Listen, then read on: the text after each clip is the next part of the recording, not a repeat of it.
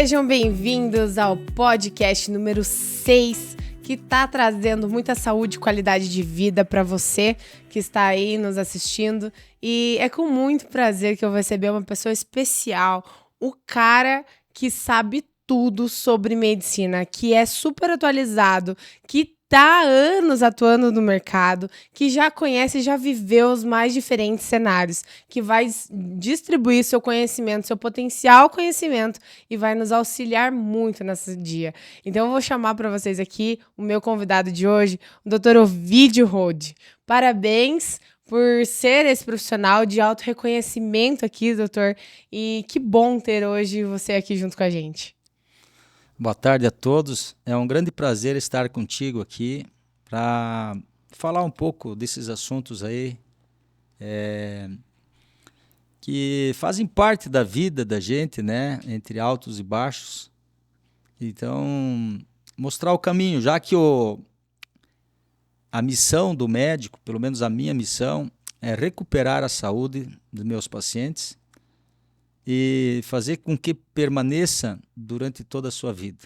Então, essa abordagem de você ter uma saúde integrada para ter as defesas todas, né? Seu exército imunológico preparado para liquidar vírus, bactérias, fungos e manter tua vida preservada, né? Que é o sistema imunológico principal. Você precisa ter uma nutrição saudável, então uma dieta adequada, precisamos de bons nutricionistas, nutrólogos, atividade física para ter o corpo ficar forte, você precisa do teu corpo aonde você vai, né? Então é importante a gente ter um corpo preparado com uma atividade física regular e uma mente equilibrada. No meio de tudo isso, a saúde integrada. Muito bem, doutor. E é um prazer, assim, ver a medicina reconhecendo a nutrição, né? Por muito tempo, a nutrição, assim como... eu como nutricionista, tô te falando, e hoje a gente vai ter um bate-papo aqui, a gente vai conversar, uma conversa leve, mas muito importante. Eu como nutricionista,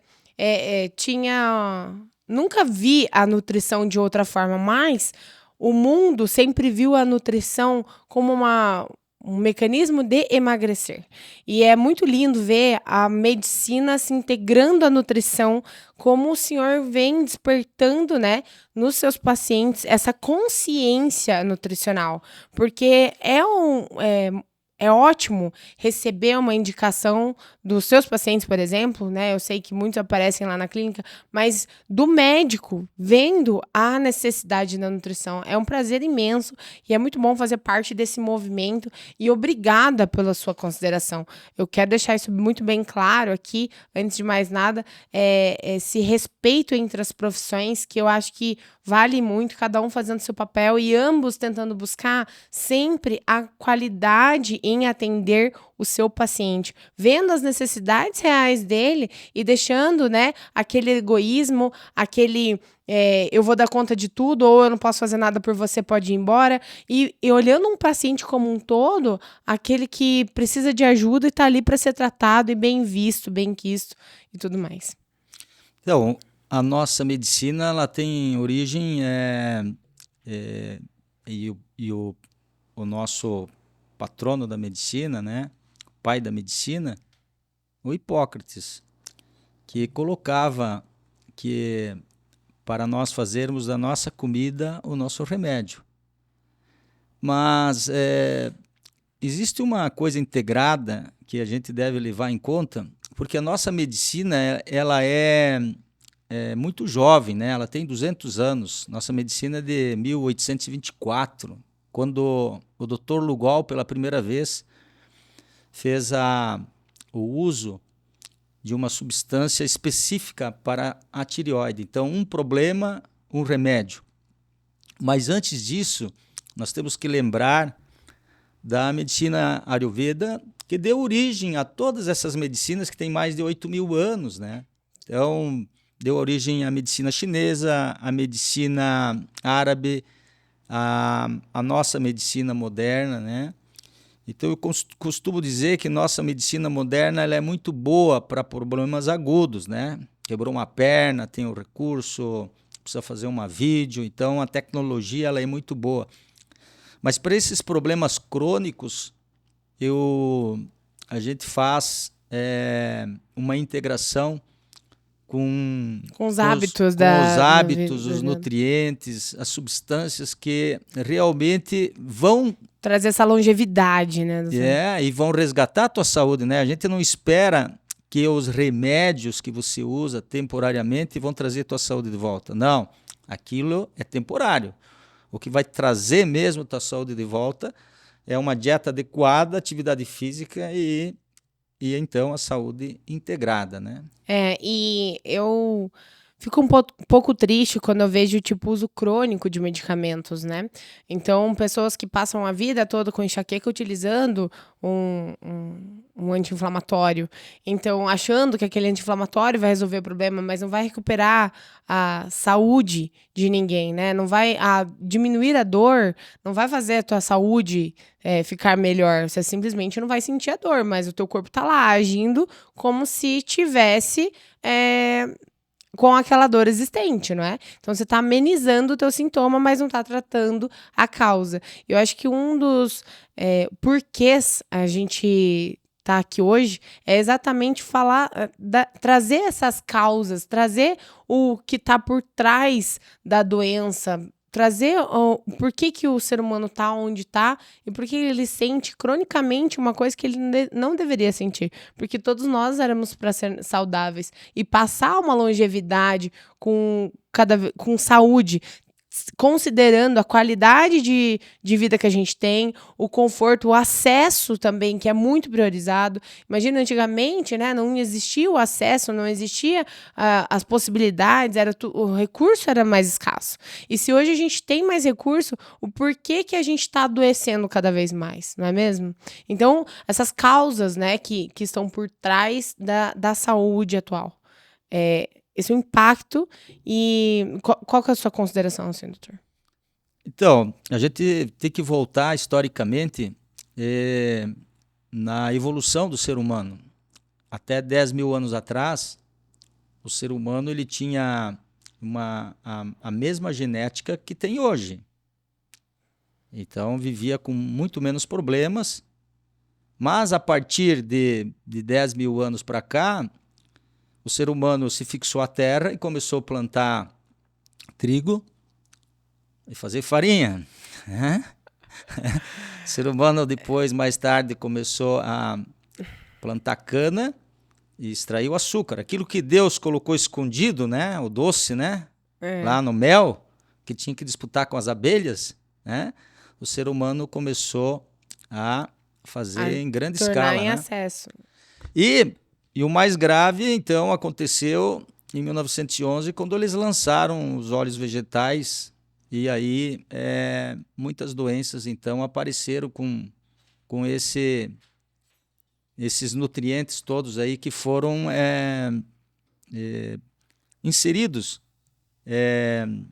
como nutrientes que não eram biologicamente, geneticamente alinhados com você. E não nessa deveriam época, fazer parte do seu consumo. Nessa época que, há 10 mil anos atrás, antes de começar isso tudo, o ser humano comia a caça, a pesca, vegetais, as frutas e a água. E então mudou, e junto com isso vieram inúmeras doenças aí, e que está no início de tudo isso.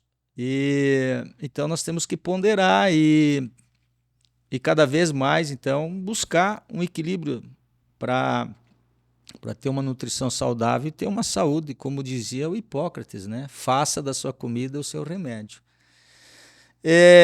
Quem preservou muito isso foi a dieta dos orientais, principalmente dos japoneses, né? Por isso que hoje eles estão no topo do mundo, né? São então, exemplos, né? O japonês é exemplo de longevidade. Né? Vive 85 anos, em média. e só fica doente 2 anos antes de morrer. Enquanto os ocidentais... É muito mais Eu acho que é uma limitado, média né? de 70. 76 anos, né? As Isso. mulheres vivem um pouco mais e os homens um pouquinho menos. Mas a gente vê aí pela estatística, né? Nós, os americanos, que as pessoas vivem mais tempo doente. E esse eu acho que é o desafio da saúde pública, desafio do ser humano para viver melhor. Ele precisa copiar aquilo que dá certo, Porque a então. expectativa de vida aumentou, né? Os estudos mostram que a expectativa de vida aumentou, mas aumentou o tempo de doença. Então, você vive mais, mas vive mais doente, usa mais medicamento ao longo da vida também. Eles fizeram agora, há pouco tempo, uma mensuração no cordão umbilical de crianças que nasceram nos Estados Unidos, na Califórnia, e analisaram o sangue do cordão. Tinha mais de 100 substâncias que são diferentes da nossa biologia, que não pertencem ao corpo humano. Então você imagina assim, quanto essa criança já está nascendo doente. Sim, e qual que é a certeza. perspectiva dela de vida em aparecer inúmeras doenças. Né? Então a causa de tudo é a gente procurar ter uma nutrição que seja adequada e uma atividade física permanente. E o japonês, então, ele consegue esse equilíbrio porque ele faz uma dieta adequada, muito pouco carboidrato, muito pouco glúten, E pensando nas gorduras boas também, né? Gorduras boas, né? Gorduras boas diante de uma dieta mediterrânea e tal, só para contribuir nessa parte de nutrição aí, né? Então, ajuda... a partir das gorduras é que vai acontecer a regulação hormonal, né? Então, sem gordura não tem como. E isso, a gente vê que tem uma resistência grande que em 60 anos aí houve um equívoco quanto às gorduras, né? Exato. Então, se tirou a banha de porco fora, se tirou o óleo de coco fora, e agora com a internet, agora com essa mídia maravilhosa, nós conseguimos trazer de volta, então, a verdade científica sobre o óleo de coco, o azeite de oliva, a manteiga, todas essas gorduras aí da linhaça, né? Do abacate, né? Então, muito se vê, doutor,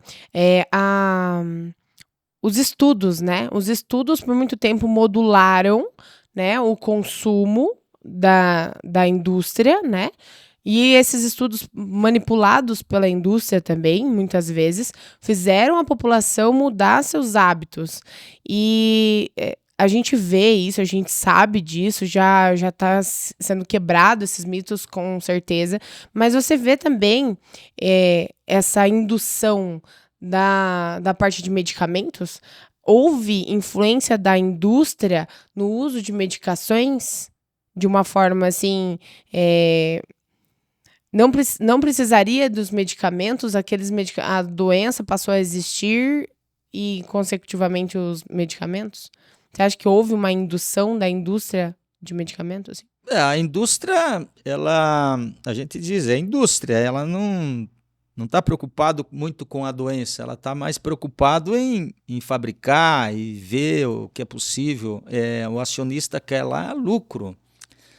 Então, o que a gente tem que pensar é ponderar tudo, né? E a medicação, normalmente, ela é remédio, vai remediar, não vai ser uma coisa para uso eterno na maioria das vezes, né? E isso agora está vindo à tona muitas coisas, assim, porque... Quando eu vejo cientificamente que o maior remédio do mundo é uma noite bem dormida, não tem nada que repare, substitui, né? Com certeza. É o sono, né? A água que a gente deve tomar, né? Que remédio que é uma água que tenha todas as características adequadas, né? Que é a água parecida de Okinawa, do Japão. Então, aquilo que você falou, a dieta do Mediterrâneo, a dieta do japonês... é muito alinhada com uma dieta adequada, né? Sim, Completamente. E assim, eu vejo isso, eu te fiz essa pergunta, porque o trigo, né, os alimentos, eles são modificados. Então, quando a gente está falando assim, de um trigo, o trigo foi, a legislação fez com que fosse adicionado ácido fólico, o ferro, né? Então, para tal determinado problema que se instalou na população, né? Como que é? Para fechar agora eu me esqueci. Para Tubo fechar. neural? Isso, para fechar o tubo neural por causa da falta de ácido fólico e tudo mais, diante das doenças do momento. Então, parece que a doença vem tentando justificar, e aí eles inventam aumentar o consumo do trigo para tentar diminuir a doença. Então, parece uma manipulação da indústria o tempo inteiro com a alimentação versus o problema versus a medicação. Então, parece que, tipo, a gente vive numa bolha ali e a gente só tinha aquele acesso à informação. Porque saía no jornal, saía na revista, saía nos patrocínios de tais empresas, as mais famosas do mundo, divulgando aquilo como verdade absoluta, e a gente aqui, ignorante, né? Antes dessa revolução das mídias, a gente ignorante, eu vou falar assim, porque poucos tinham acesso a esse tipo de informação, achando que estava agindo da forma certa. Por exemplo, usando a margarina, porque a margarina era melhor do que a manteiga, porque não se usa mais banha de porco, se usa óleo de soja. O óleo de soja ajuda, porque a banha de porco é prejudicial, aumenta colesterol. Quem disse que o colesterol não é bom, mas enfim. Então, essas alterações que foram feitas diante da indústria, envolvendo também a parte de medicação e colocando as doenças em xeque para conduzir uma população.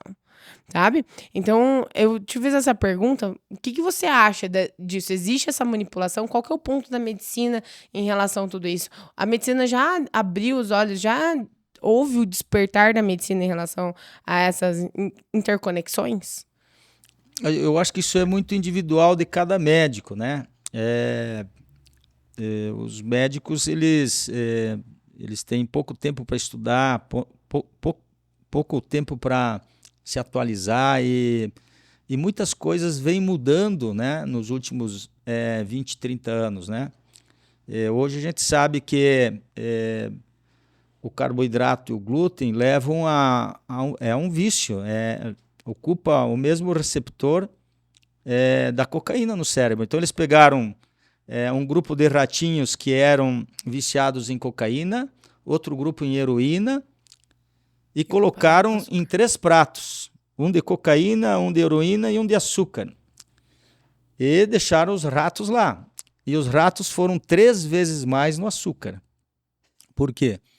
Porque existe uma condição de vício, né? Então, vício do açúcar, vício do refrigerante, vício da farinha. Dopaminérgica, né?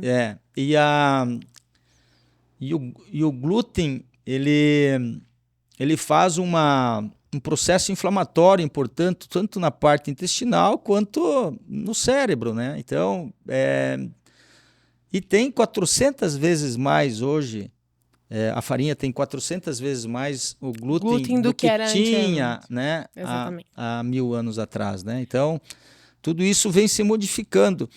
E eu acho assim que o médico ele precisa cada vez mais entender que precisamos aprimorar o processo da vida, de viver mais tempo menos doente, né? É isso que a gente quer com a medicina, né? É recuperar a saúde, e isso precisa começar antes da gravidez, né? Minhas pacientes jovens lá, a gente procura já orientar uma nutrição adequada, a atividade física, uma gordura adequada na sua vida também, e alguns nutrientes, principalmente 3 meses antes de ela iniciar o processo de tentativa de gravidez, né?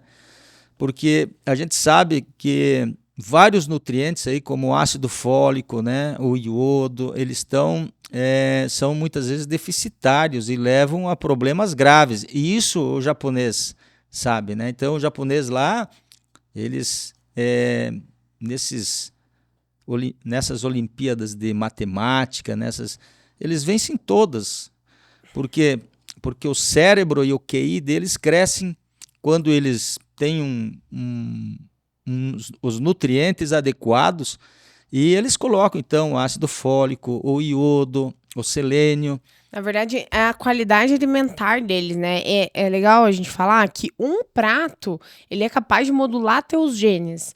Então, se todos os dias você faz no mínimo 3 refeições por dia, olha o quanto os genes podem ser modulados. Aí imagina que você está gerando uma vida. Imagina a modulação genética que você fez diante daquela que você recebeu versus aquela que você está passando, porque tanto mulheres quanto homens têm influência no gerar a vida, mas muito mais as mulheres. Com certeza. Então, para gerar essa vida, o quanto o teu corpo tem capacidade de alteração genética do teu filho. Então, só para lembrar disso, por quê? Porque a gente tá falando de uma genética lá do Japão, onde a consciência alimentar existe, mas diante também dos hábitos dele, que isso vai passando de pai para filho, uma geração. E aqui, por meio da ocidentalização do ambiente aqui, né, a gente tem essa tendência a fast food e tudo mais, e isso está envolvendo nossos hábitos alimentares, alterando também cada vez mais nossas genéticas,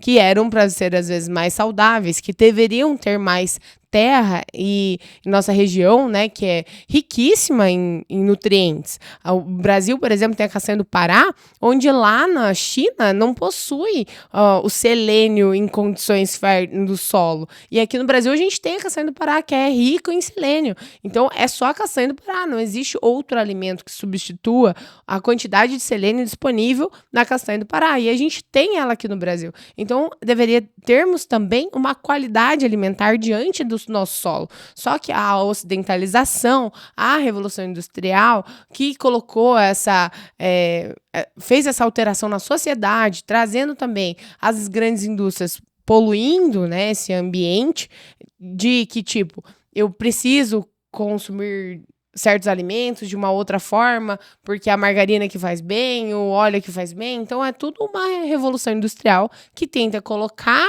a forçar o indivíduo a começar a consumir e colocar isso na sua casa diariamente, de uma forma errônea. Graças a Deus a gente hoje tem informação diferente. Mas que em 1960, por exemplo, houve essa alteração do trigo. Então a gente tinha um trigo saudável e hoje a gente possui 300 vezes mais glúten dentro de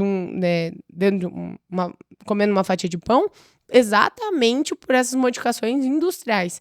E quando eu te questiono também da parte de medicação, porque a conexão de indústria versus a farmácia versus as indústrias farmacêuticas, indústria alimentar com as indústrias farmacêuticas é que estão cada vez mais investindo, sempre investiram, nas grandes pesquisas. Então, o que traz para nós a resolução dos medicamentos para as doenças que não existiam antes. Por exemplo, como você citou mesmo, sobre essa modulação genética e que talvez tenha se relacionado com o autismo, por exemplo, que antes tinha menos autismo e agora tem mais autismo.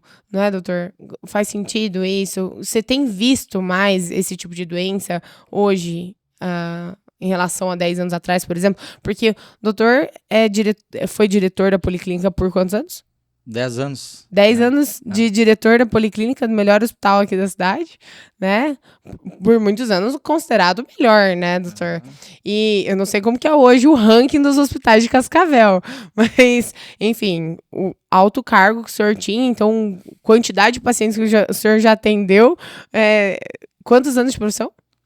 Eu tenho 35 anos de profissão agora. 35 anos. Quantos pacientes por semana? Se a gente colocar esse cálculo, vocês imaginam quantos pacientes dá. E você tem visto essa mudança, assim, entre as doenças, de como era, como tá agora, doenças que não existiam, que aumentaram, tem visto esse tipo de coisa? Muito, tem aumentado muito o número de autistas, assim, é até assustador, sabe?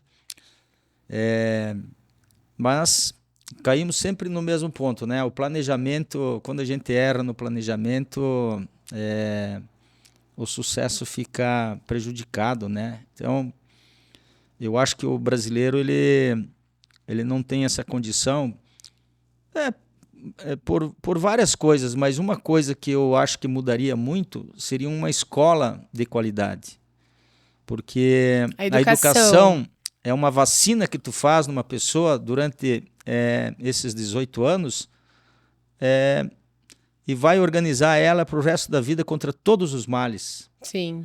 Então, você ter um embebimento dessas crianças em esporte, em musicalização, em educação de qualidade, né? Vai fazer o diferencial em todos os aspectos da vida, né? Provavelmente tua família tenha feito isso contigo, né?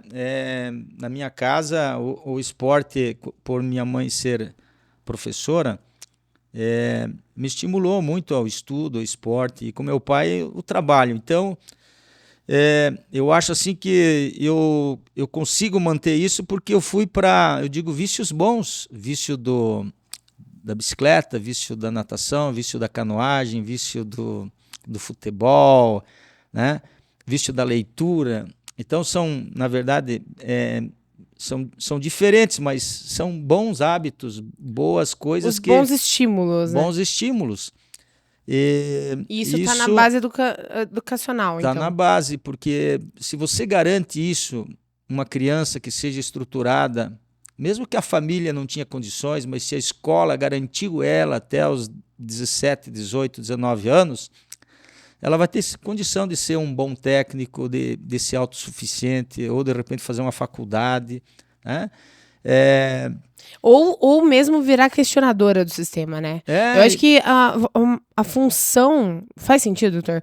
A função da escola fazer o aluno se tornar desperto. E não se tornar um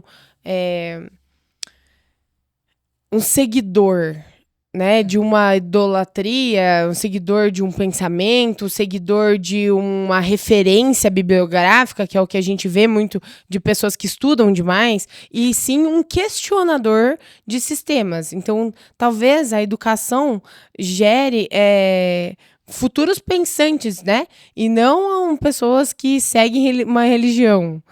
Não sendo contra a religião, bem pelo contrário, aqui eu sou religiosa também, de certa forma, mas não idolatria, e sim questionamento, né? Para despertar do mundo, né? Para fazer algo de diferente. Eu penso que eu sou um pouco conservador porque eu procuro preservar aquilo que foi nos dado, né? Esse mundo, para a gente chegar nesse momento de ter tudo que a gente tem, alguém passou, alguém morreu por causa disso, né? Pela liberdade, pela estruturação de muitas coisas. Então nós pegamos um mundo praticamente pronto. O esforço foi feito por esses pioneiros que não tinham conforto, não tinham água, não tinham luz, não tinham... E tiveram que desbravar, assim como na cidade, né? A cidade de Cascavel também é uma cidade jovem, né? Mas lembrar disso, isso tudo tem um valor, né? A gente tem que entender isso aí na vida, que a gente precisa valorizar isso de tudo que foi... A tradição. A tradição. Valorizar, né? a tradição, sim, com certeza. E junto com isso aí, então, a escola, você aprender comportamento social, autocontrole, motivação para a leitura, para o esporte, para a musicalização. As crianças que recebem esses estímulos na primeira infância, aí, até o 7º, 8º ano, elas têm no vocabulário dela mais ou menos 12 mil palavras, o cérebro dela. As pessoas que não recebem, as crianças que não recebem isso, elas têm 3, 4 mil palavras. Então já estabeleceu uma desigualdade social nesse momento. Esses primeiros anos são decisivos, determinantes para a vida adulta. Isso aí é um trabalho muito grande do James Heckman, Prêmio Nobel de Economia, que ele estudou só a formação básica das crianças e o efeito na vida adulta. O que poderia produzir, né? Então é uma coisa fantástica, porque os americanos transformaram isso tudo em riqueza. Eles têm um PIB lá de 21 trilhões e nós aqui de 2 trilhões. Tu vê que o que tem aí de diferença é a estruturação do ser humano, da motivação, da competição, da gratificação, da premiação, da meritocracia, principalmente nas escolas. Então, se nós garantirmos a educação de qualidade para nossas crianças, e os professores que sejam valorizados, treinados, com resultado né? Como diz assim, vamos formar menos filósofos e mais administradores e mais engenheiros. Exato, é isso que eu falo, o questionador, né? É isso que eu quis dizer com questionador. A pessoa que, tipo, tá desperta, ela já tem um entendimento para ser desperto, né, da população. É claro que nós precisamos de universidades, mas o básico bem feito é que eu enfatizo sempre que nós não conseguimos fazer o básico bem feito. E isso é grave, porque as crianças que não praticam esporte já estão atrás também, porque uma das maneiras de você aumentar o QI das pessoas é fazer a integração cerebral através de várias modalidades esportivas. Né? Por isso que eu fico imaginando assim, eu aprendi a nadar muito cedo, eu aprendi o ciclismo muito cedo, eu aprendi a jogar xadrez, eu aprendi a jogar tênis de mesa.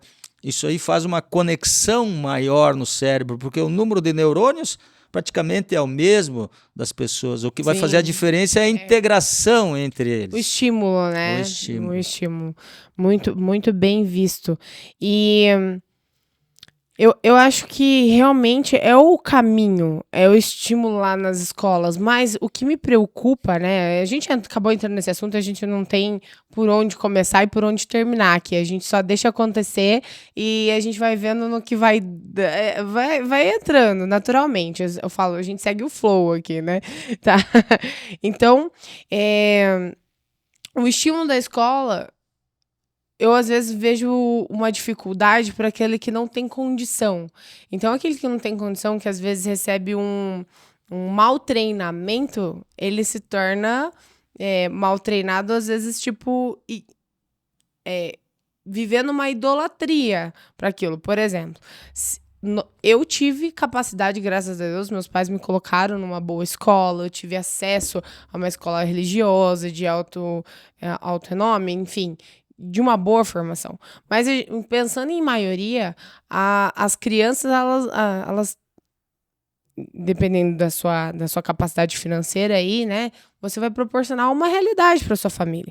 E muitos não têm acesso a esse tipo de escola, não têm acesso a esse tipo de educação. E aí é onde eu falo que às vezes se torna ignorante, né, se torna meio vira uma idolatria por falta de questionamento. Porque eu fui induzida a questionar. Eu virei nutricionista extremamente por questionar o porquê que algumas pessoas tinham mais saúde que as outras.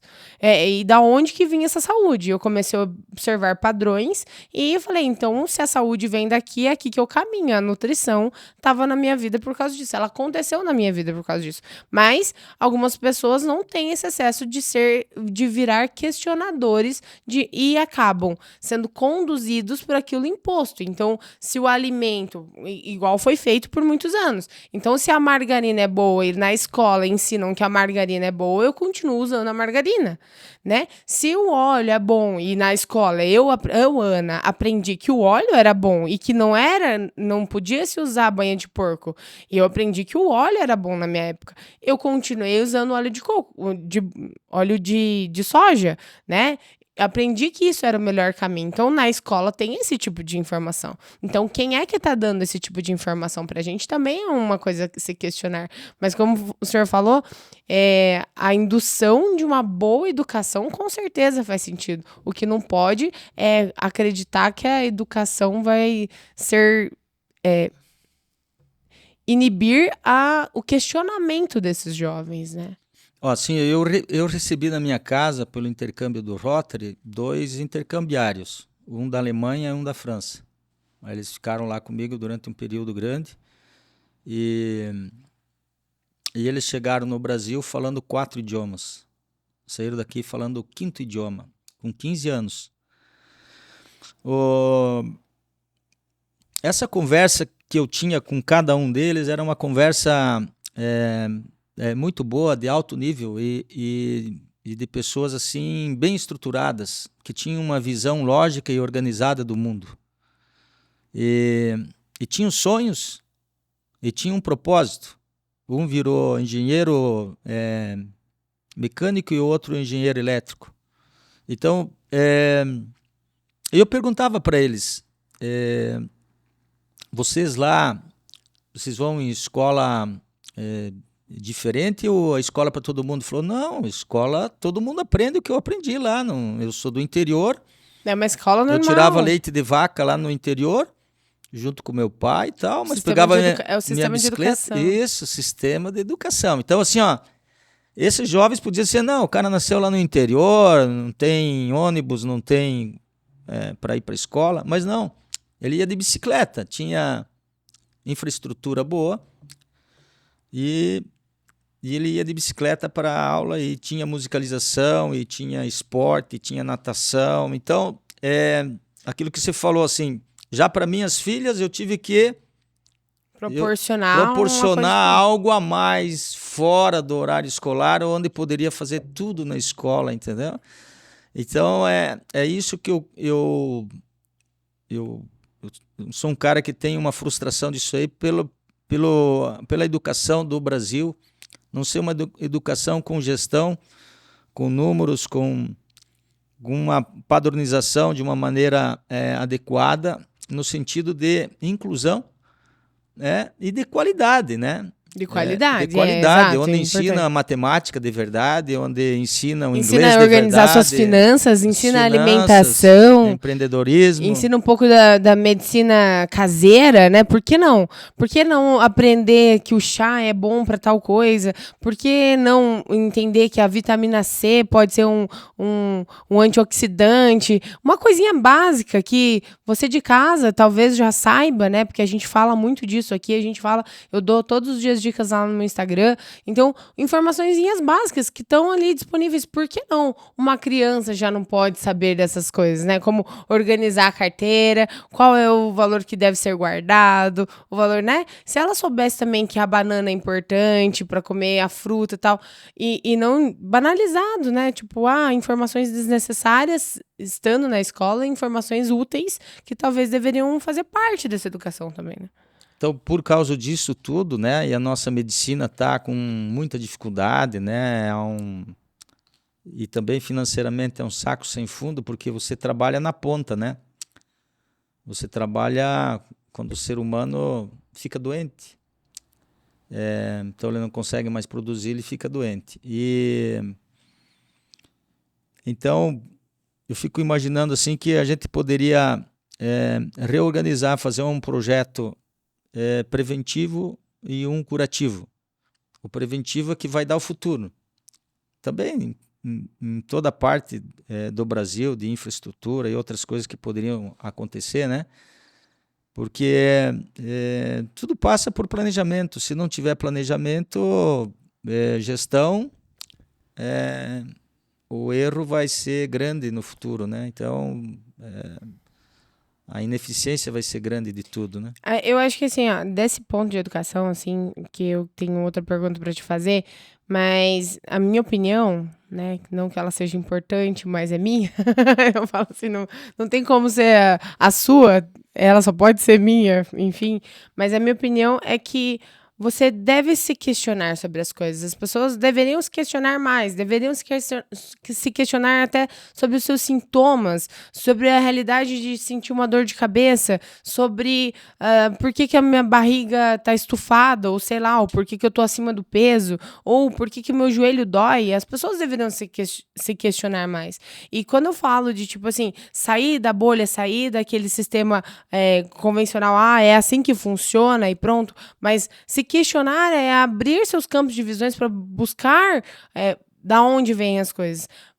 Claro, nós dois aqui, como profissionais, sabemos que se a gente olhar para o passado, olhar para 2000 anos atrás, como as pessoas viviam, o que elas faziam, trazia muito mais saúde a elas. E talvez você deveria pensar também em ter essa informação. Mas a gente só sabe disso, doutor, porque a gente se questionou, porque a gente avaliou isso, porque a gente estudou isso, mas antes de estudar, existiu uma pergunta, existiu um ponto de interrogação para você ir buscar esse tipo de conhecimento, de sair da caixa convencional da medicina, porque eu vejo o senhor como um desperto, tá? No mundo, entre tantas pessoas, tantos profissionais que eu converso, eu vejo o senhor muito desperto. Então, o que fez sair da parte convencional para buscar um conhecimento que além, assim, para sair desse meio? Nossa medicina eu fiz 6 anos de medicina, né? Essa medicina que todos recebem, passei numa federal, e depois eu fiz 3 anos de residência e fui trabalhar, fui para a prática. Trabalhava em 2 postos de saúde aqui em Cascavel, e eu não via uma resolução daquilo, sabe? Eu via muita coisa assim, paliativa, muita coisa... E um desperdício grande por não ter feito lá atrás uma escola de uma maneira adequada, né? O nosso IDEB hoje, se não me engano, é 4,8 em Cascavel. O IDEB é muito baixo, assim, perante o mundo, perante tudo, né? É uma coisa assim que... IDEB é índice de Índice Brasileiro de Educação, né? de educação. Tá. Eu nem lembro mais esses termos. Então, essa mensuração aí deixa a gente triste, porque poderia ser muito melhor. E eu me vendo limitado lá, fui estudar outras coisas, fui estudar educação, fui estudar o que poderia fazer a mais, e até fizemos um projeto de educação de qualidade junto com os professores da universidade, embasado também pelo Núcleo Mundial de Educação, e fomos ver que a Coreia foi um país que saiu da miséria lá por ter investido maciçamente em educação e ter focado nisso, e ter priorizado isso, e ter se determinado que a educação seria a solução para tudo. E hoje é um país que está entre os primeiros do mundo lá em QI, né? Então, a Coreia do Sul é um país exemplar, que depois do Japão...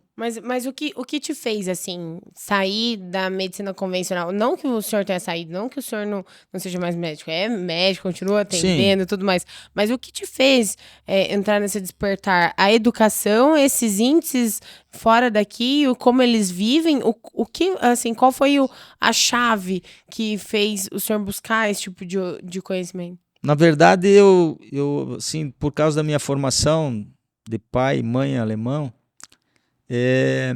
eles cuidavam sempre muito a nutrição, estimulavam o esporte, e eu comecei a ler muito sobre isso aí, né? Tem o livro Dieta da Mente, tem o livro O Anticâncer. Que é o meu livro preferido, inclusive. Tem outros livros, né? Deixa eu dar uma dica pra galera aí, que não é só profissionais da saúde, não, mas... Você mesmo pode ler o Dieta da Mente, é um livro que vai transformar a tua vida e a vida da sua casa, tá? Da sua família. Então, você quer ter saúde mental? Leia o Dieta da Mente, tá? É um livro sensacional, eu já li ele 3 vezes, doutor, inclusive a gente conversou, a gente passou horas já falando sobre esse livro, né, doutor? Então, é um livro maravilhoso, porque é um neurologista que também é nutrólogo e que passou...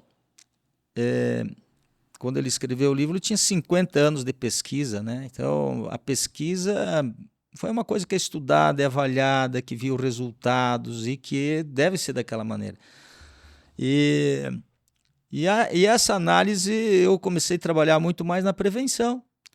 Então, sai fora da caixa só de receitar remédio, que é importante, os remédios eu acho que são importantes, mas você começa a trabalhar mais a saúde e menos a doença. Nossa, falou tudo. Trabalhar a saúde em vez da doença. Porque a hora que a doença chega, não tem mais o que fazer. Aí vai ter que usar remédio, né? Isso aí. Então, eu costumo dizer que se você não tem tempo para focar na tua saúde, cuidar dela, ir atrás, tentar fazer o melhor para ela, para tua saúde, você vai ter que ter tempo para ir no médico, você vai ficar doente. Ou procure alguém, procure uma nutricionista, alguém para cuidar para você, né? Falo, a gente às vezes quer saber de tudo, a gente quer ter tudo, né? Procurar tudo. Eu preciso dar conta disso, eu preciso dar conta da vida inteira e mais um pouco, e saber de tudo, ter opinião financeira, eu tenho que saber sobre finanças, sobre investimento, sobre construção, sobre educação para os filhos, eu tenho que saber como cuidar, gerenciar uma casa, eu tenho que saber como lidar com o marido, com a esposa, eu tenho que saber todas as funções, eu tenho que saber como me alimentar, eu tenho que saber como treinar, eu tenho que saber de tudo um pouco. Ok, tudo bem. Você tem que tentar saber de tudo. Mas, quando você não precisa fazer uma faculdade de nutrição para aprender sobre nutrição. Você pode ir simplesmente na nutricionista e receber as dicas que vão fazer sentido para você. Você não precisa fazer uma faculdade de educação física para entender como treina. Você pode ter um personal para te auxiliar. Você não precisa aprender como cozinha maravilhosamente, igual um Masterchef. Você não precisa fazer gastronomia. Você só precisa saber o básico para dar jeito ou ter alguém que te auxilie nisso. A gente precisa de ajuda no dia a dia, né, doutor? Isso aí. Então eu precisava me sentir mais útil ainda. Então eu comecei a fazer palestras em escolas, igrejas. Para levar um pouquinho do seu conhecimento. Planejamento familiar, né? Sábados e domingos eu ia na igreja falar sobre isso aí, em várias igrejas, né? Nas escolas, nas universidades, conferência de Rotary. Então eu fui palestrante em muitas ocasiões para tentar conscientizar as pessoas da importância desse conjunto para realmente melhorar o ser humano. E isso eu acho assim que foi uma coisa muito útil. Eu vejo assim que encontro às vezes pessoas que eu dei curso de noiva 20 anos atrás, eles dizendo como eles fizeram da vida deles e por causa daquele momento, daquela hora que nós tivemos junto lá, eles mudaram a maneira deles pensar sobre filhos, quando que iam organizar isso, como é que eles iam fazer. Só para considerar aqui, o doutor Ovídio é ginecologista, né? Isso. Então, a gente não fala... Ginecologista e obstetra, e obstetra. né? Ainda é obstetra? Ainda sou obstetra, Ainda é obstetra. Então, plantou muita esperança nas pessoas de elas poderem organizar isso aí. E funciona como um mentor, né?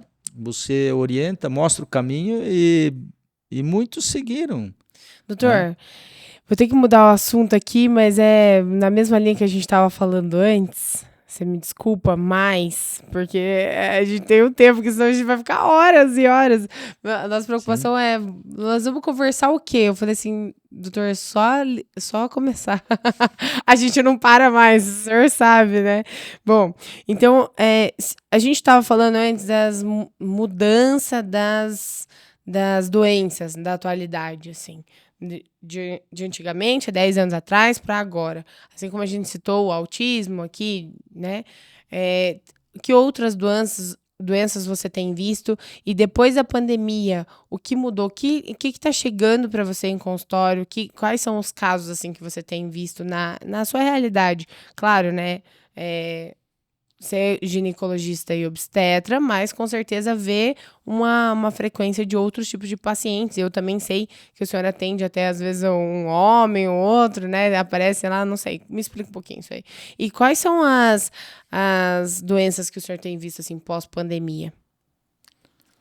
Pois então, assim, de tempos em tempos nós temos situações diferentes, doenças diferentes e a gente precisa estudar isso, né? Então eu sou um cara que lê muito.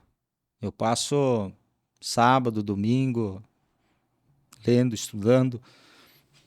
E em relação a essa nova doença... 35 anos depois de formado, né? Vamos considerar esse ponto. De formado não? 39? Formado, 35 de formado. Eu me formei em 88. 35 anos depois de formado, lendo todos os dias e estou atualizando. Isso e daí aí. você aí que... é médico, se você tá ouvindo isso aqui, eu vou falar pra você agora. É médico e acha que já sabe de tudo, tá? Então vai se atualizar. Assim como eu faço todo mês, eu tô em curso também, graças a Deus. E estudando toda semana.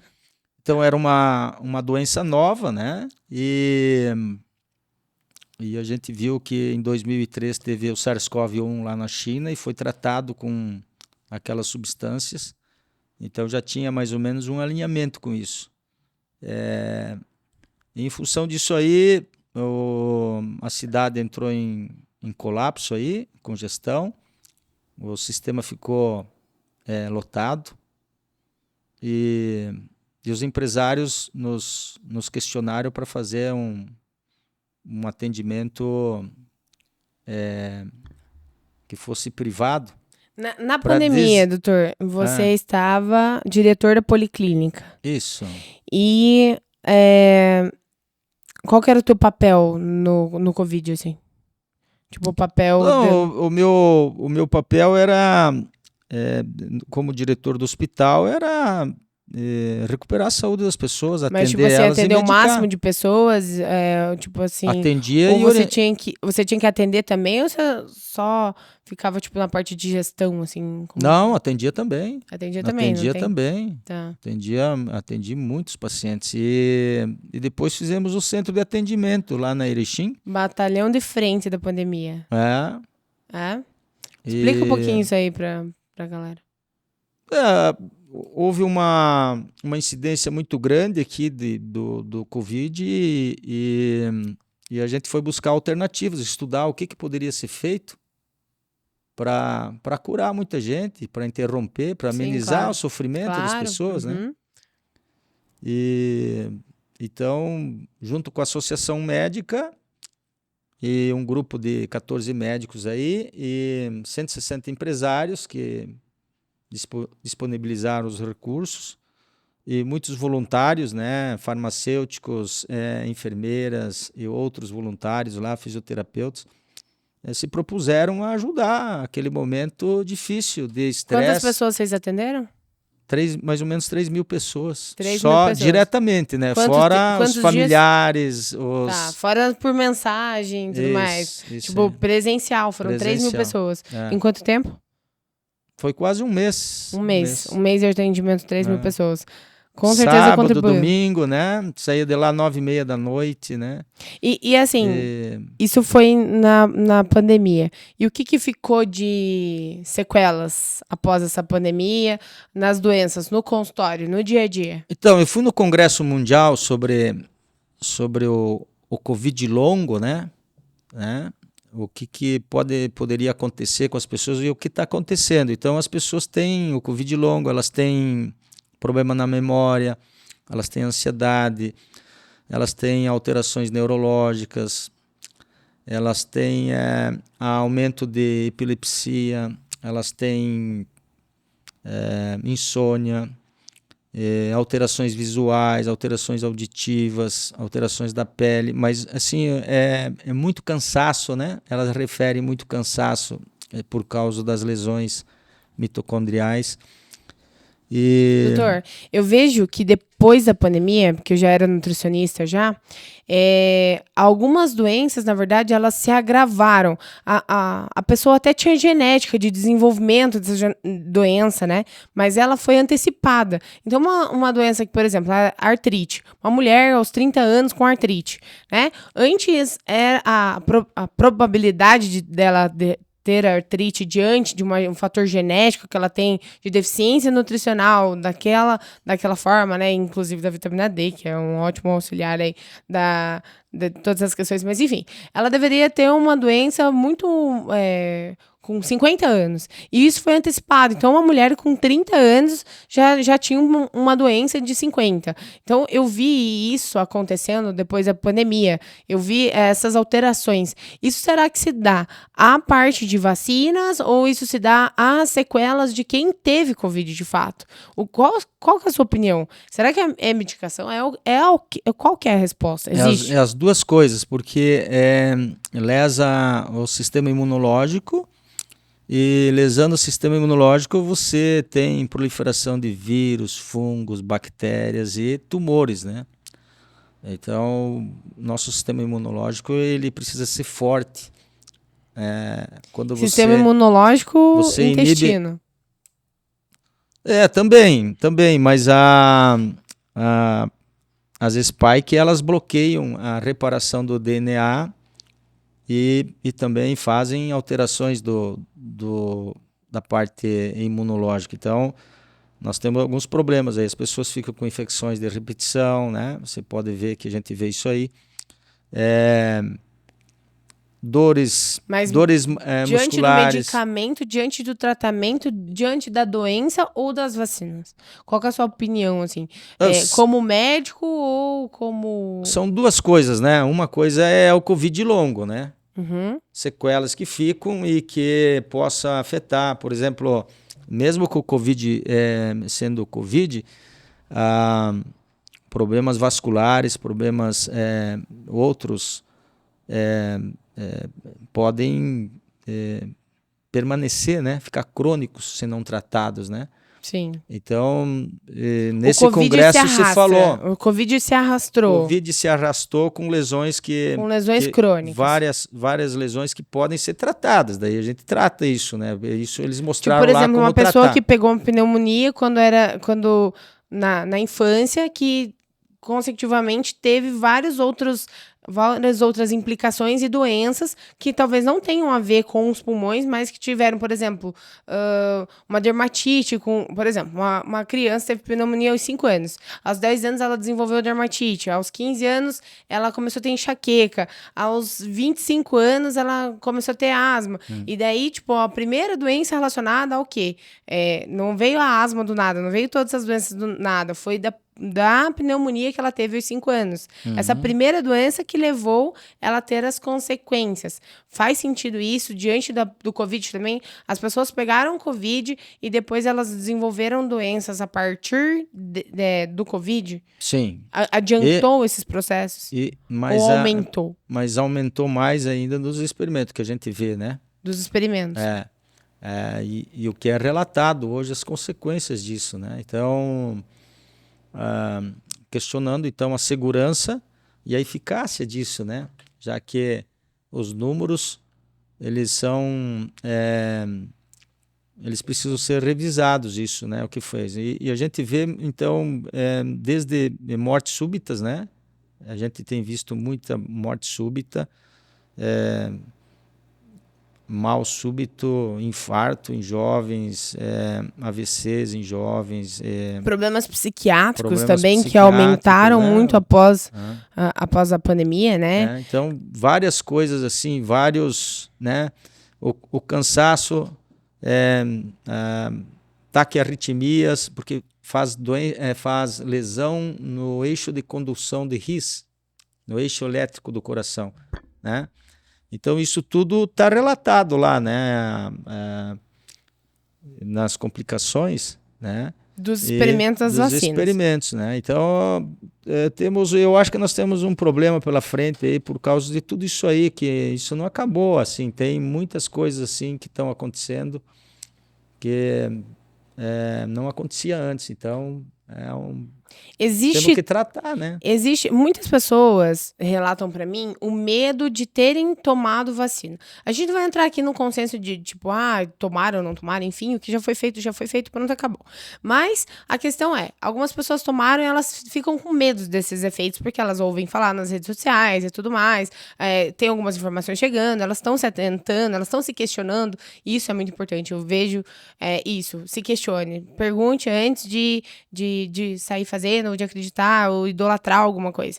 Mas elas me perguntam bastante, o que eu faço? Agora eu já tomei vacina, eu tive Covid, o que eu posso fazer para melhorar, para inibir isso, para não ter esses efeitos colaterais ou não ter minha saúde prejudicada ao longo da vida? Existe um método? Então, existem várias substâncias que a gente utiliza. Não vou fazer uma consulta aqui relatar, não precisamos né? entrar em muito detalhe. Mas é o seguinte, você existe, pode... Né? Existe, você... Na nutrição você existe. Trata, claro.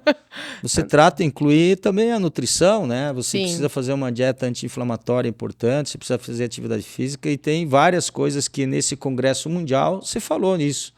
Como tratar, quanto tempo tratar, o que fazer para amenizar a dor e o sofrimento do paciente que está tendo as dificuldades que não tinha, né? E essa intensidade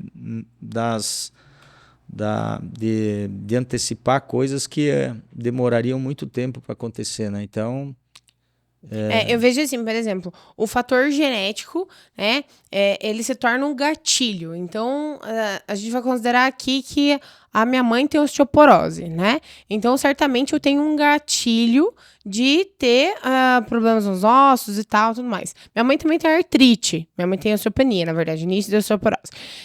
Minha mãe tem artrite. Então, a probabilidade de eu ter o mesmo problema é muito grande. Por quê? Porque é uma deficiência nutricional na genética dela, que obviamente, ou não, eu também possa ter essa mesma deficiência. Ou seja, a deficiência de cálcio tal para agir num receptor de cálcio, por exemplo. Então, eu tenho essa deficiência de receptor de cálcio, porque minha mãe também teve, enfim, passou para mim. Eu suplementando cálcio, obviamente, eu posso inibir a doença que ela tem. Ok, esse é um ponto. Então, a deficiência nutricional que passa de geração em geração, você pode modular a tua parte genética, alterar ela todos os dias, de acordo com a alimentação e a adequação dos nutrientes. E a parte inflamatória, que é o gatilho. Então, se a minha alimentação ela for mais inflamatória, a probabilidade de eu ter uma doença que a minha mãe teve se aumenta. A probabilidade de eu replicar ou alterar meu fator genético também aumenta. Então, a inflamação como um todo faz eu alterar a minha genética e probabilidade de doença. Então, por exemplo, se era para eu ter dermatite, se eu tenho um sintoma, eu tenho dermatite, supomos que eu tenha dermatite, e aí minha alimentação é mais inflamatória, ela não vai agir como lá no estômago, o que aconteceria normalmente. Então, eu tomo mais Coca-Cola, eu tô me inflamando. A minha acontece na pele. A outra pessoa acontece na cabeça, ela tem dor de cabeça. A outra pessoa acontece no intestino, então ela tem problema no intestino. Cada um tem um gatilho. A inflamação é a mesma. O Covid aumentou a inflamação. E aí, cada um ficou com um gatilho, não é mesmo? Isso. Cada um tem um gatilho, cada um teve um sintoma diferente. E aquele jovem que tem uma nutrição anti-inflamatória, que tem atividade física, ele tem pouco efeito colateral, né? Agora, aqueles que já estavam frágeis, com seu sistema imunológico, de mais com os idade, gatilhos ativados. daí acelera isso, né? E aí é onde entra, talvez, eu tô aqui, né, trocando uma ideia aqui. Talvez entre a parte psíquica também. Porque a pessoa já tinha um grau de ansiedade, de estresse, uma alteração no eixo HPA, já não tinha um sono adequado, porque ficava, sei lá, mexendo no celular à noite, com a tela branca, não dormia com qualidade. E aí, ela teve uma deficiência nutricional diante de uma inflamação do Covid e aumentou o quê? O problema da parte psiquiátrica dela. Então, alterou a parte psiquiátrica dela porque ela já tinha um hábito errado, já tinha um gatilho ali. Aí, foi lá, aumentou a inflamação diante da doença, diante do Covid, diante da exposição a esses experimentos de vacina, enfim. Aumentou o nível inflamatório e ela teve uma doença psíquica. Faz sentido isso, doutor? Faz. Faz bastante.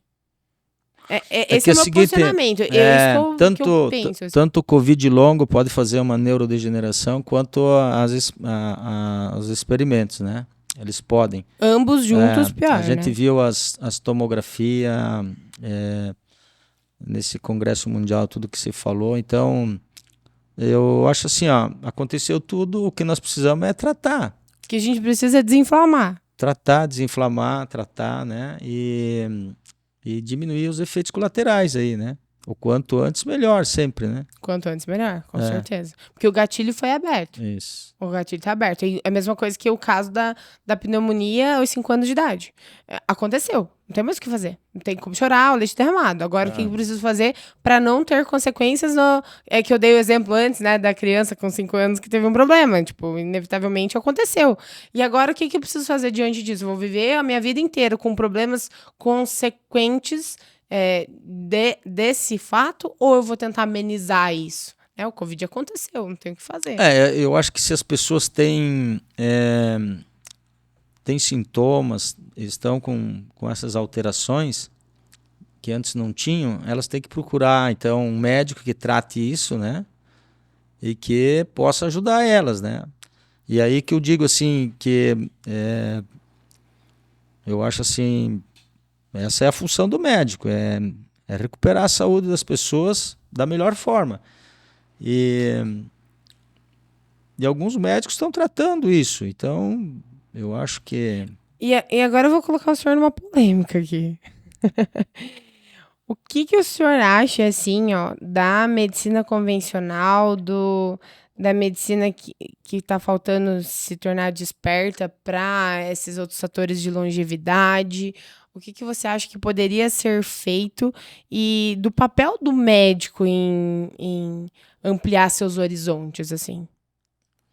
Eu acho que no futuro vai ter uma reformulação na parte estrutural da grade de medicina, porque muitas coisas assim não são faladas, né? Não são faladas e o médico ele fica aprendendo a receitar muito remédio e ele não tem essa noção do todo, né? E nós precisamos ser corpo, alma e mente, né? Nós precisamos entender o todo, né? É por isso que eu digo que eu sou muito favorável ao Ayurveda, assim, é mais sistêmica, a medicina sistêmica. A medicina moderna, ela repartiu o corpo humano, né? Um ficou com o cérebro, outro ficou com o olho, com o outro estômago. ficou com o estômago, outro ficou com o coração, né? Um é gastro, o outro e muitas vezes ai daquele que entrar na área do outro, né? Ai, Uma coisa... Esses dias atrás eu fui falar com um urologista, ele falou, não, mas esse aqui eu não posso entrar nesse caso aqui, eu tenho que mandar pro nefro. Eu falei, meu Deus, mas você tá vendo que o paciente tem um problema aqui, você não vai, tipo, tentar amenizar que seja? Não, eu não me meto. Eu falei, capaz. Eu fico louca com essas coisas, doutor. Então eu acho assim que se o médico gosta do que faz, ele vai procurar estudar bastante a parte sistêmica, a complexidade. E entender que a doença cardíaca não vem do coração, né? Então, porque não é do nada. Senão o médico vai saber cada vez mais de menos, daqui um dia vai saber tudo de nada. Adorei essa. Saber mais de menos ou tudo de nada. Então, o que a gente se preocupa é que a formação seja aprimorada, né? Sim. E no sentido dessas medicinas, porque tu vai pegar 8.000 anos de experiência sistêmica e vai botar no lixo? Você vê o que é a medicina chinesa? A Ayurveda é incrível. A Ayurveda é uma das coisas que eu mais trabalho lá no consultório, né? Então eu acho que nós precisamos fazer uma composição disso tudo, só que precisa ter uma grade que ensine algumas coisas básicas de nutrição, algumas coisas básicas sobre a água. Na educação, né? Eu fui estudar sobre a água, né? Hoje a gente sabe quanto importante é a água no nosso organismo. Se é 60% de água, às vezes 70%. Se é criança é 70%, 80%, né?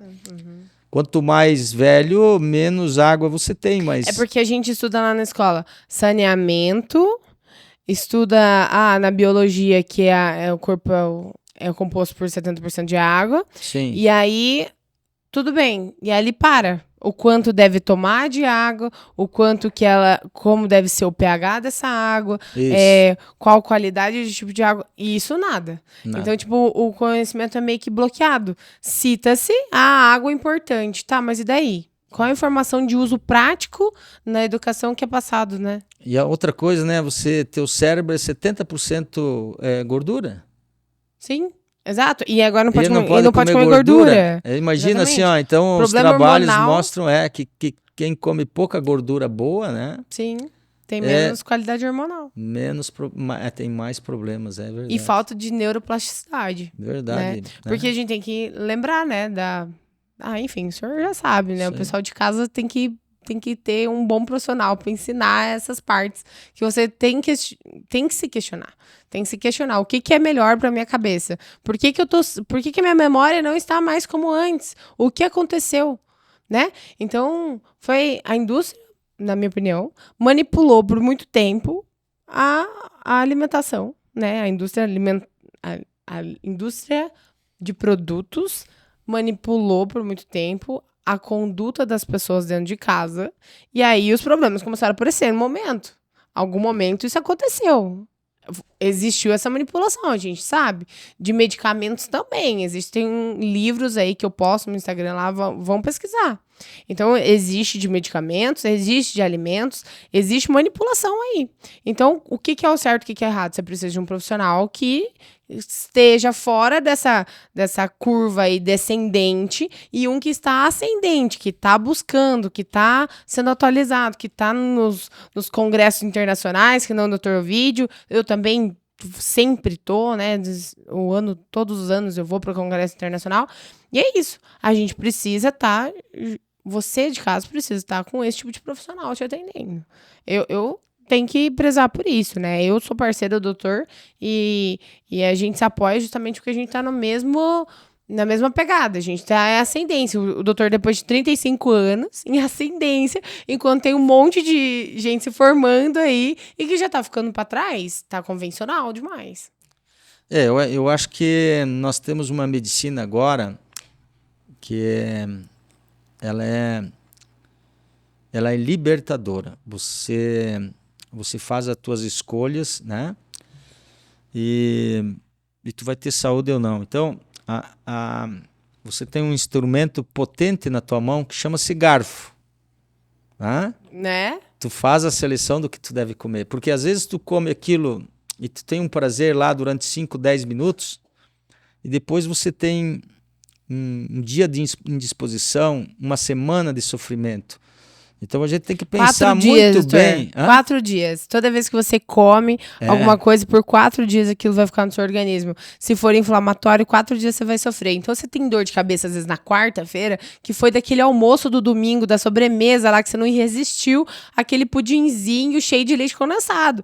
E aí você tá com dor de cabeça na quarta-feira. E da onde veio essa dor de cabeça? E você não sabe que isso é alimentação. Mas tem outros problemas que virão a médio e a longo prazo, né? Porque, por exemplo, assim, ó... A médio e longo, exatamente. A parte inflamatória vai se prolongar, né? É isso aí, é uma somatória, né? Somatório. O açúcar vai permanecer, a insulina vai alterar, você vai comer errado de novo. Isso. E aí vai. Mas eu tô falando só de um pedacinho de pudim de leite condensado, né, doutor? Então, hoje eles sabem que é um dos grandes tratamentos para amenizar a diabetes tipo 2 é o jejum intermitente. Também? Mas a gente não fala sobre isso, né? Jejum intermitente.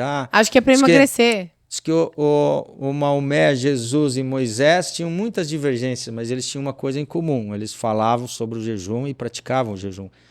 E o jejum, então, é uma coisa muito, muito interessante para essa composição de uma medicina melhor até. Porque é nutricional. É porque o jejum ele vai fazer apoptose, ele vai dar um tempo para o teu corpo. O jejum simplesmente vai dar um tempo para o seu corpo. Então ele vai parar de agir para digerir e vai começar a agir para organizar as outras coisas. É como se, tipo assim, ó, gente, agora ninguém mais entra aqui em casa, que eu vou arrumar a casa e depois vocês podem me visitar novamente, entendeu? É igual funciona a sua casa, vai funcionar seu organismo. Então agora você não coloca mais comida para dentro, deixa teu corpo se organizar de novo para depois você comer novamente. Isso o jejum, de uma maneira prática. O japonês descobriu que depois do 4º dia de jejum, né? Você desperta os genes da longevidade, né? Sirtuína e um outro da apoptose, né? Então, assim, essas coisas a gente não sabia no passado, né? Isso aí é coisa verdade, recente, de 2016. Você tá fazendo apoptose o tempo inteiro, né? Você só vai estimular porque o teu corpo vai se concentrar. Tipo assim, é como se você não gastasse energia para digerir. E aí, o teu corpo consegue fazer o mecanismo correto, que ele faz já naturalmente. Só que por você comer tanto o tempo inteiro e ficar estimulando o teu corpo a fazer digestão, simplesmente ele vai ter um time para conseguir se organizar de novo. E é claro, você vai ter uma deficiência energética, então você acaba emagrecendo. A relação à diabetes também vai controlar teu nível de insulina, vai controlar a tua parte hormonal. O jejum, ele é bom para várias coisas. A gente pode ficar falando aqui horas sobre jejum, né, doutor? Então, assim, eu acho assim, nós temos uma medicina democratizada, um conhecimento democratizado. Que deve ser usado. Que deve ser usado e isso é libertador. Eu acho que você faz escolhas melhores, vive melhor. E o mundo hoje não é de quem sabe, né? O mundo é de quem aprende. E de quem pergunta. Então, porque quem sabe não se dá conta, às vezes, de que o mundo está mudando rapidamente e tem inovações a todo A minuto, maior né? ignorância do ser humano é achar que sabe alguma coisa. Quando você acha que você sabe, meu querido, você tá sendo o maior ignorante. Tá na hora de fazer perguntas, Então né? tem o site lá do Amazon.com, Só sei tem que nada sei, só né, se- doutor? Lembra, doutor? é, É, a gente tem que olhar. Não é à toa que esses caras há milhares de anos falavam, só sei que nada sei. Nossa, no colégio a gente escuta isso, parece bobeira. Mas hoje a gente sabe. E o que talvez a gente não saiba o quão ignorantes somos e que a gente está aprendendo todos os dias. isso aí. Então, assim, de resumo, eu acho que a nossa imunidade é o nosso sistema que nos protege de tudo. E, e a gente deve pensar sobre isso, pensar na nossa nutrição, pensar na nossa atividade física, fazer escolhas melhores, porque hoje você pode mudar tudo isso, mudando tua dieta, fazendo atividade física e tendo uma vida mais equilibrada, mais saudável, né? Proporcionar isso para os filhos, né? Para ter menos doença e mais saúde. Esse as pessoas querem viver muito tempo, mas até estão vivendo, mas muito remédio, né? 5, 7, 8 Não remédios, né? fazem nada por isso, né? E não conseguem se libertar disso, né? Exato. Então, essas doenças crônicas aí poderiam ter sido prevenidas se tivessem tido uma orientação melhor, uma educação melhor, tudo E uma isso. Então, nutrição melhor, com sempre certeza. sempre todo esse contexto aí, né? Inclusive para não ter viroses, para não ter consequências desagradáveis de efeitos colaterais, de substâncias que... Então, eu acho que tudo isso faz parte. E a gente continua admirando os japoneses, muitos europeus que conseguem fazer isso na vida deles e dos filhos, né? Bom, nós já estamos fazendo nossa parte, né, doutor? E eu ia te perguntar, eu ia te falar para deixar uma mensagem final aí, mas você já disse tudo. É, é incrível a sua participação aqui. Obrigada por trazer essa consciência. Obrigada por levar essa consciência para os seus pacientes também. Incentivar eles a buscarem a nutrição para alinhar suas vidas, cuidar das suas casas também, porque uma mulher ou um homem dentro de uma casa desperta os filhos a fazer melhor, desperta os amigos a fazer melhor. Todo mundo melhora com apenas um que a gente muda a vida. Então, é essa a nossa função. Obrigada por acreditar na nutrição. Eu sei o quanto você acredita, o quanto você indica para os seus pacientes. E conte comigo sempre. Estaremos sempre juntos. Inclusive, nossa clínica uma na frente da outra. Tá fácil. Aqui tem um presentinho. Tem que atravessar a rua. É só atravessar a rua. Doutor, aí então a gente pode abrir se você quiser. Tem um suplemento de vitamina D. Eu tenho uma linha de suplementos, né? Que se chama Anavita. Logo, logo estará aí para todos online. E é vitamina D, tudo tranquilinha, 10 mil unidades todos os dias. Eu tomar de manhã 60 doses. Se você é de Cascavel, você pode adquirir, é só passar lá na clínica. Caso você não seja, procure seu nutricionista, peça a indicação correta. Se você quiser, eu posso te ajudar, mas me chama numa oportunidade ali no meu Instagram, @AnaRedivonutri, tá bom? Doutor, quer deixar seu Instagram pra galera entrar em contato, te conhecer mais, ou às vezes te fazer alguma pergunta? @Ovidio. Ovidio. Eu vou deixar no link da descrição aqui, pessoal. É melhor, né? Vamos lá. Então, eu deixo aqui no link pra vocês. Aqui abaixo também tem ali as informações para você deixar seu comentário, para você interagir com a gente. Nós aqui estamos para te ajudar, então eu vou trazer sempre conteúdos relevantes que contribuam na sua saúde, na saúde da sua casa, da sua família. Você pode deixar nos comentários aqui. Não se esqueçam de se inscrever aqui no canal, seguir no Spotify e acompanhar que toda semana tem conteúdo por aqui de alto valor que vai com certeza contribuir nessas mudanças e na prevenção da sua saúde, levando longevidade, que é para isso que o Na Saúde Pode veio para ficar e levar saúde para dentro da sua casa.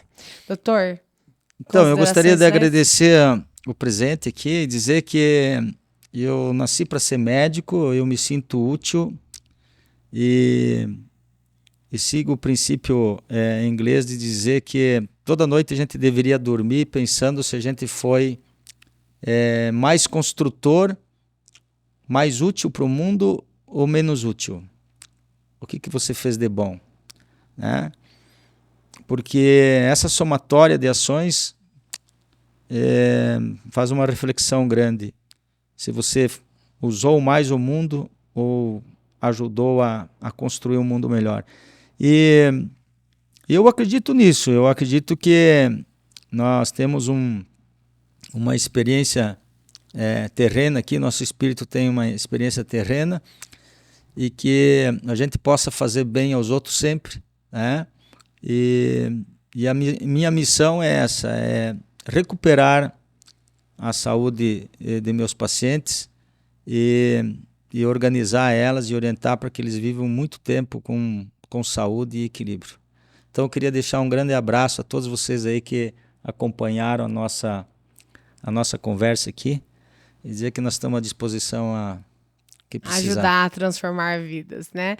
É isso aí. Gente, um beijo pra vocês, até o próximo episódio. Esse foi o episódio 6, número 6. E logo mais, vem conferir aqui os próximos episódios e capítulos que a gente vai trazer pra vocês. Um beijão, até a próxima.